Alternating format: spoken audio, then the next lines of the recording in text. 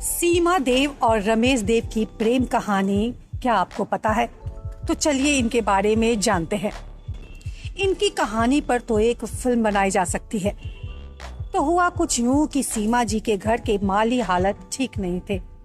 ऐसे में किसी ने इन्हें सलाह दी कि तुम फिल्मों में काम करो, वहाँ अच्छा पैसा मिलता है।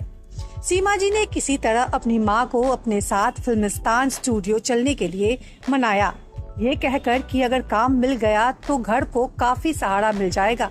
वैसे भी अब फिल्मिस्तान वाले मराठी फिल्में भी बना रहे हैं और उन्हें मराठी बोलने समझने वाले कलाकारों की जरूरत है। गुजारे का सवाल था, सो माँ ना चाहते हुए भी सीमा जी के साथ फिल्मिस्तान चलने को तैयार हो गई। वरना उस जमाने में लोग अपनी बेटियों को फिल्म लाइन में भेजने को कतई तैयार नहीं होते थे। फिर एक दिन सीमा जी अपनी माँ के साथ लोकल ट्रेन के जरिए फिल्मिस्तान स्टूडियो की तरफ चल दी। रास्ते में ट्रेन ग्रांट रोड स्टेशन पर रुकी। वहाँ एक लड़का इन्हीं की बोगी में सवार हुआ। सुबह सुबह का वक्त था, पूरी बोगी खाली पड़ी थी, लेकिन वो लड़का सीमा जी के सामने वाली सीट पर आकर बैठ गया। और वो इसलिए क्योंकि सीमा जी ने उस वक्त अपने बालों में मोगरे के फूलों वाला गजरा लगा रखा था और लड़के को मोगरे की खुशबू बहुत पसंद थी। वो लड़का सीमा जी को घूरने लगा। ये बात जब सीमा जी की माँ ने नोटिस की तो उन्होंने लड़के को टोका, पूछा कि क्यों मेरी बेटी को यूं घूर रहे हो।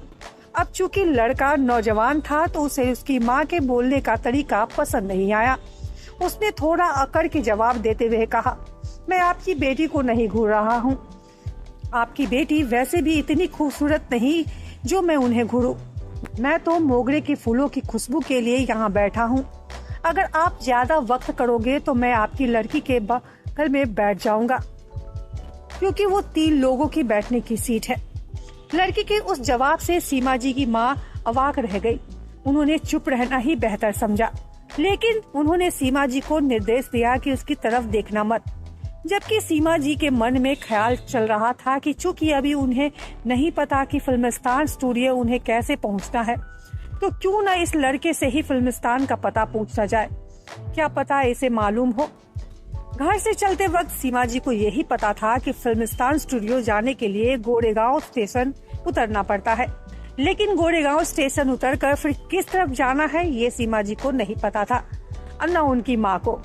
गोरेगांव स्टेशन आया और रमेश देव भी वहीं उतर गए, और रमेश देव को भी गोरेगांव पर उतरता देख सीमा जी को यकीन हो गया कि ये लड़का भी फिल्मिस्तान ही जा रहा है। सीमा जी और उनकी माँ उस लड़के के पीछे पीछे चलने लगे। वो लड़का था रमेश देव। रमेश देव जी ने जब उन्हें अपने पीछे आते देखा तो उन्हें बड़ी हैरत हुई। उनके मन में तरह तरह के ख्याल आने लगे। वो सोचने लगे कि अगर ये लड़की भी फिल्मिस्तान की आर्टिस्ट होगी तो इससे दोस्ती जरूर की जाएगी।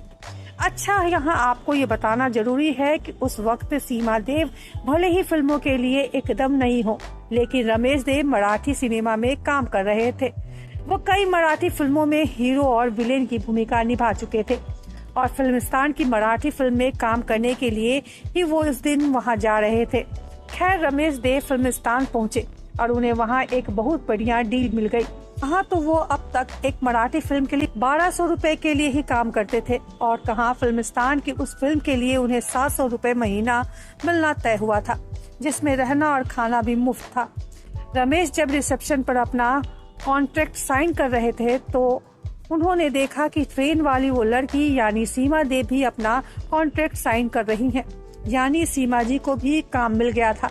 रमेश जी को उस वक्त लगा कि शायद ये लड़की उनके लिए लकी है, तभी तो उन्हें इतना बढ़िया कॉन्ट्रैक्ट मिला।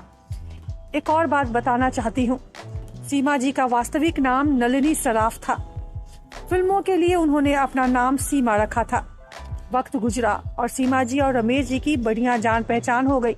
दोनों ने कई फिल्मों में साथ काम किया। उसमें से एक फिल्म में रमेश देव विलेन बने थे। उस फिल्म में एक सीन था जिसमें रमेश इन्हें छेड़ते हैं और सीमा जी इन्हें चाटा मारती है। वो सीन जब शूट हो रहा था, सीमा जी रमेश जी को सही से चाटा नहीं मार पा रही थी। वो शॉट 4 दफा रीटेक हो चुका था। तब डायरेक्टर ने सीमा जी के काम पर उंगली उठाते हुए उन्हें काफी डांटा। सीमा जी को बड़ा गुस्सा आया तब, और 7वीं दफा में उन्होंने रमेश जी को इतनी जोर से चाटा मारा कि वो गिरते गिरते बचे। डायरेक्टर खुश हुआ क्योंकि उसे उसके मन का पसंद शॉट मिल गया था, लेकिन रमेश देव हैरान थे और सीमा जी जब दुखी हुई, कुछ देर बाद रमेश जी ने खुद को संभालते हुए बोला, मैं इन 7 थप्पड़ों का बदला तुमसे लूंगा, अब मैं तुमसे 7 फेरे लूंगा। यूं इस तरह रमेश देव जी ने सीमा जी को शादी के लिए प्रपोज किया। सीमा जी भी रमेश देव जी को पसंद करती थी, तो बिना किसी दिक्कत के इन दिनों की शादी हो गई और इस तरह नलिनी सराफ उर्फ सीमा बन गई सीमा देव।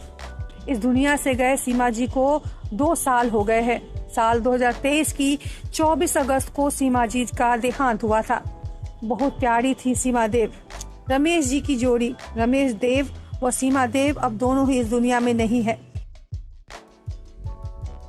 न्यूज जंक्शन में आपका स्वागत है। News junction entertainment YouTube channel पे आपको भोजपुरी जगत के साथ साथ बॉलीवुड की ताजा रोमांचक खबर देखने सुनने को मिलेगी। क्रिकेट की दुनिया, पॉलिटिकल पार्टी के साथ साथ देश विदेश की खबरें यहाँ आपको देखने के लिए मिलेंगी। इस चैनल को सब्सक्राइब करना न भूले। अगर हमारे चैनल के वीडियो के लिए कोई सुझाव है तो आप email कर सकते हैं radharani184@gmail.com पर।